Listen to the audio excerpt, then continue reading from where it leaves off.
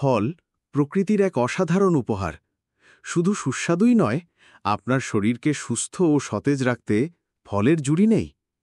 প্রতিদিনের খাদ্য তালিকায় ফল যোগ করা কেন এত জরুরি, চলুন জেনে নিই।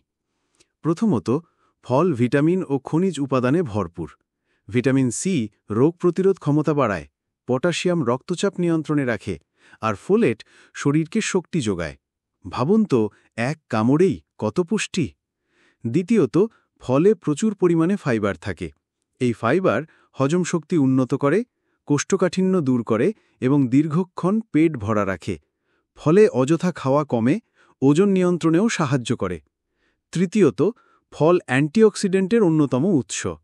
এই অ্যান্টিঅক্সিডেন্ট শরীরের ক্ষতিকারক ফ্রি র্যাডিক্যালস দূর করে, যা ক্যান্সার ও হৃদরোগের ঝুঁকি কমাতে সাহায্য করে।